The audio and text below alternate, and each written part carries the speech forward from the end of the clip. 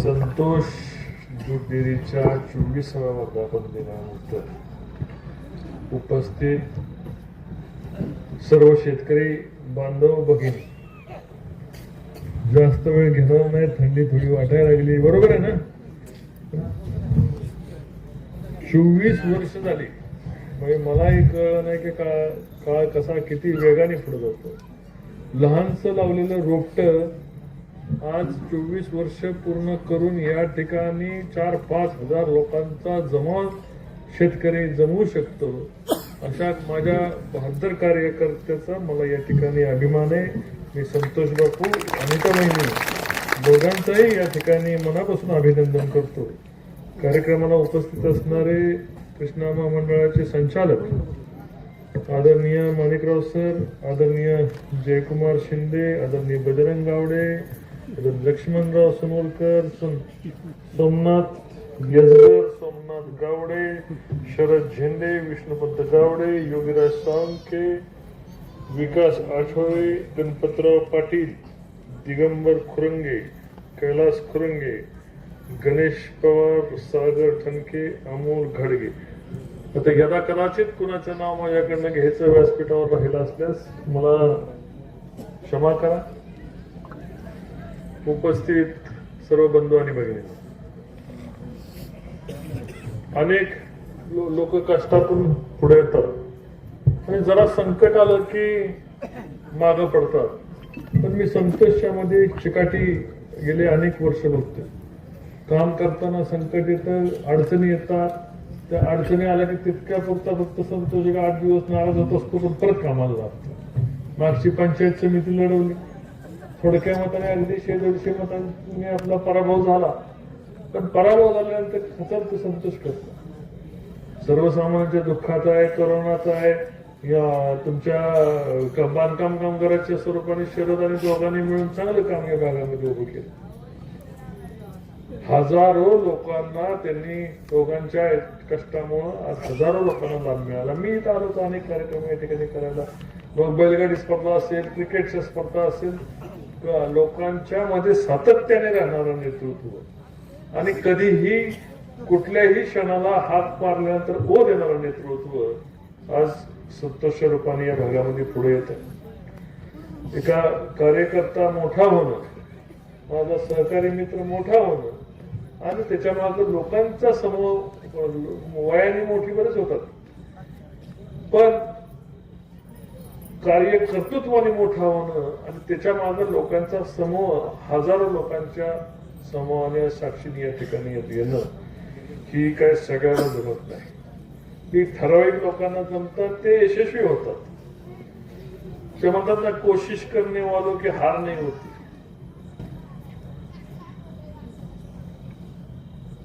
हर बार मुठ्ठी खाली नाही होती. तर तसंच आहे, निश्चितपणे यावेळेस तुम्हाला यश लाभणार आहे. तुमच्या हातामध्ये हात मोकळा राहणार नाही, असे मला दोन्ही पती पत्नीला मला या ठिकाणी आशीर्वाद द्यायचे.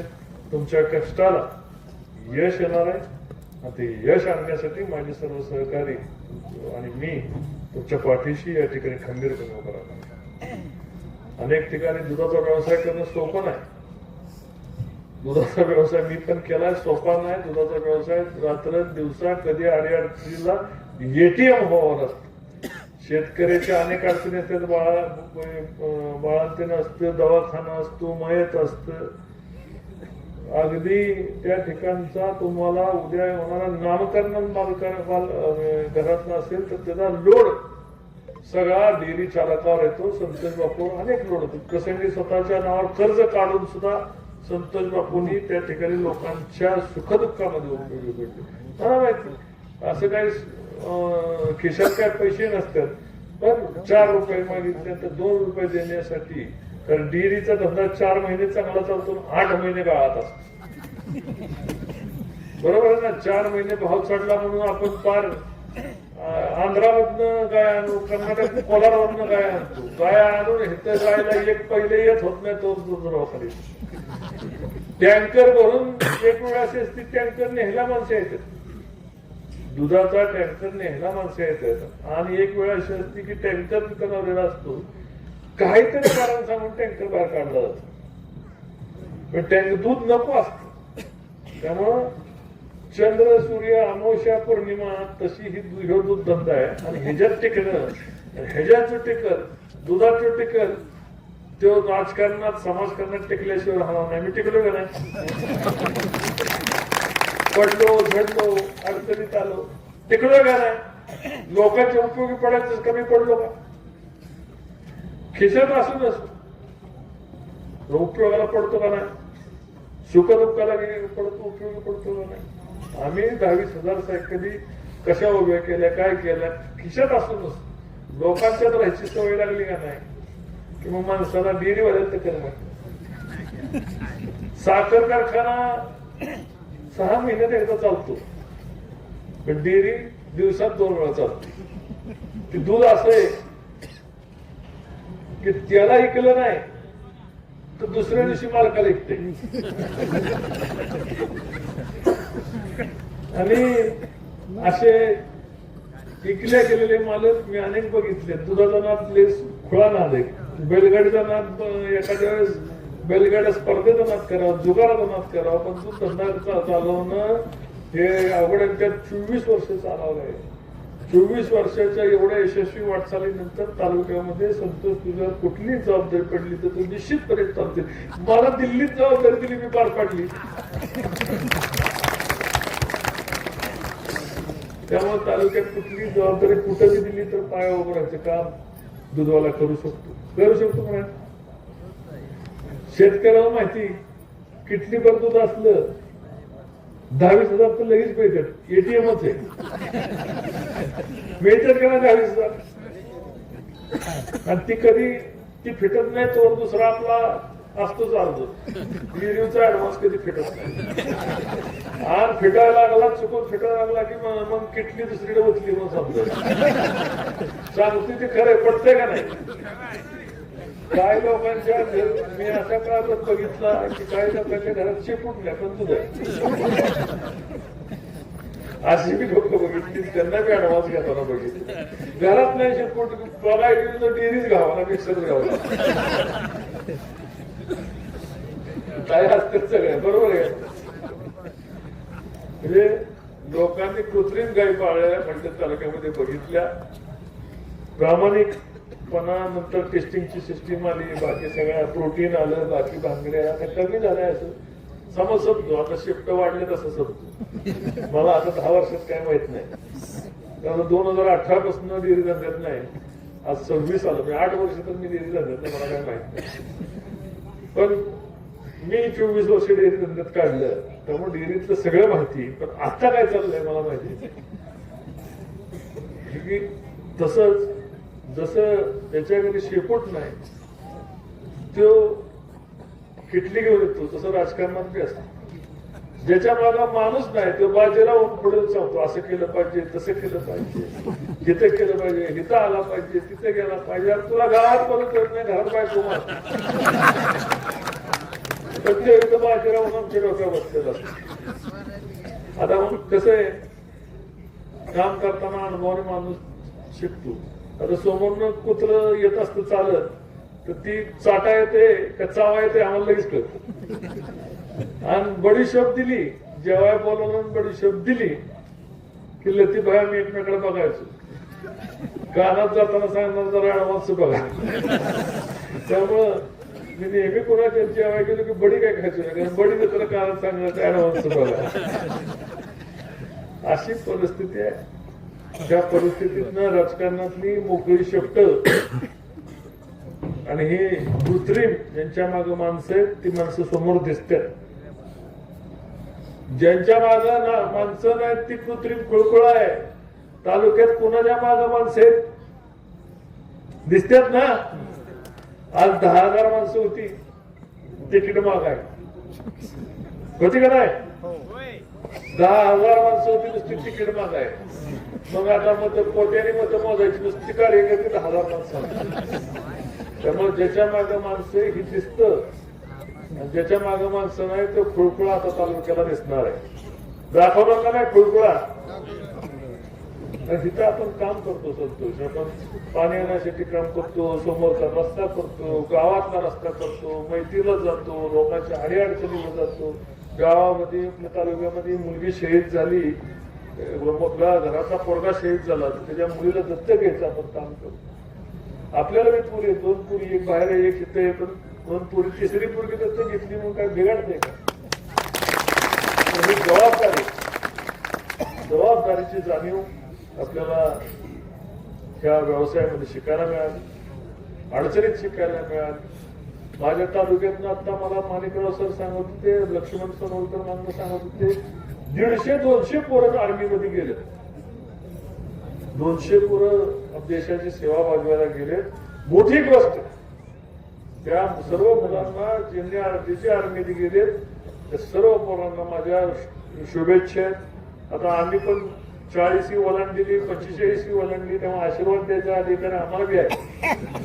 त्यामुळं सगळ्या त्या तरुण पोरांना माझा मनापासून ज्यांनी आर्मीमध्ये गेले त्यांना आशीर्वाद आहे. तुम्ही आल्यानंतर अक्षता टाकतो, लग्नाला आल्यानंतर अक्षता टाकतो, आज वाढदिवस आहे, तुम्हाला अक्षता कुठल्या टाकायच्या माहिती आहे ना, नाही तर मोकळ्या हाताने जातो माझा बघा, मोकळ्या हाताने जाऊ नका. किमान आशीर्वाद ह्या दोघा नवरा बायकोच्या पाठीनं उभा करायचं काम आपल्याला करायचं. काय तो वरचा बघत असतो, जायचंय आपल्याला मोकळच, पण मग माझं काय शिल्लक राहणार नाही. मराठीत म्हणतात ना त्याच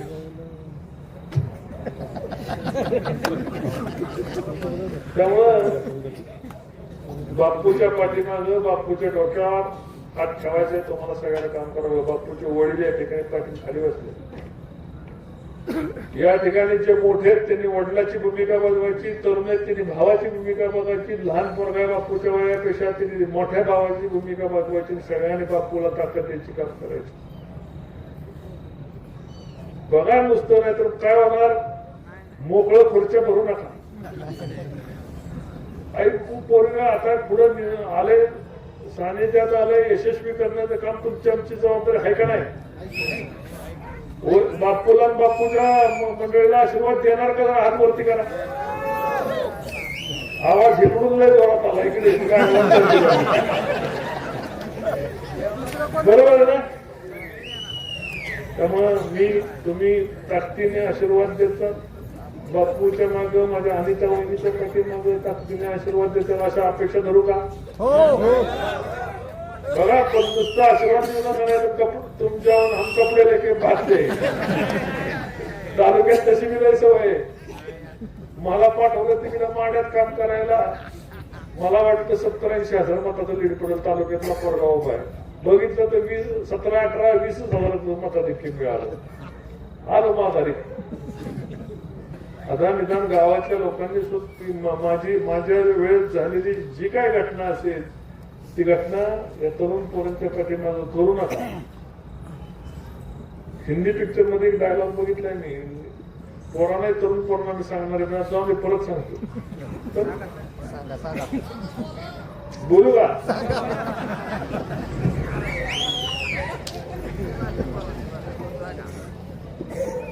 आमचे जे सहकारी आहेत ना, ते सगळे भाग आहेत. शेर के सामने कुत्ते लढाई नाही करते. त्यामुळे तुम्ही फौज म्हणून पाठीमागं उभं राहतो, ताकदीने मागं उभं राहायचं, आणि जे काय बापूने तुमच्या प्रत्येकाच्या परिवारासाठी केलं त्याची उतराई येणाऱ्या काळामध्ये ताकदीने करचाल अशी अपेक्षा व्यक्त करतो आणि माझ्या शब्दांना विराम देतो. जय हिंद, जय महाराष्ट्र. धन्यवाद दादा. दादांनी बापूंच्या बद्दल तत्पूर्वी मंचकौतिक सन्मान होते. आर्मीमध्ये महेश धनंजय टेंबरे बरड हेही भरती झाले, त्यांचाही या निमित्तानं सन्मान होतोय. मी त्यांच्या पालकांना विनंती करतो आपण वरती या. महेश धनंजय टेंबरे एक वरती करा. त्यानंतर दादांच्या वरती एक गीत एका चिमुकलीनं गायलंय, तिचं नाव आहे कृष्णप्रिया बापूराव माळवे राजुरी. तिला मी मंचकावरती आमंत्रित करतो.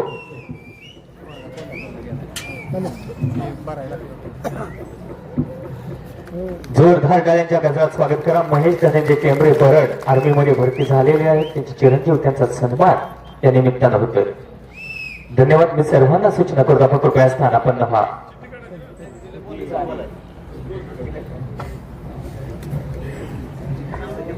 समता तुटेरी राजुरी 24वा वर्धापन निमित्त बद्दल दादांविषयी गीत सादर करायला सांगितलं आहे ते मी सादर करत आहे.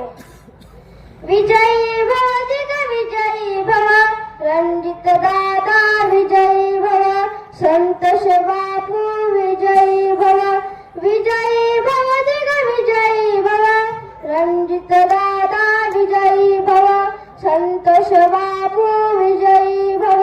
रस्ते आणले मंदिर बांधले बीजेपीचा नेता निराळा पाणी प्रश्न मार्गी लावणी फुलविला बळीराजाचा मळा देते दुआ आयुष्मान भव रणजित दादा विजयी भव विजयी भव दिग विजयी भव रणजित दादा विजयी भव संतोष बापू विजयी भव. वहिनी आणि रणजित दादा आणि ताताई संतोष बापू गाव सुशोभित करणार आपुला आहे यांचा एकच वादा देते दुवा यशस्वी भव रणजित दादा विजयी भव विजयी भव दिग विजयी भव रणजित दादा विजयी भव संतोष बापू विजयी भव विजयी भव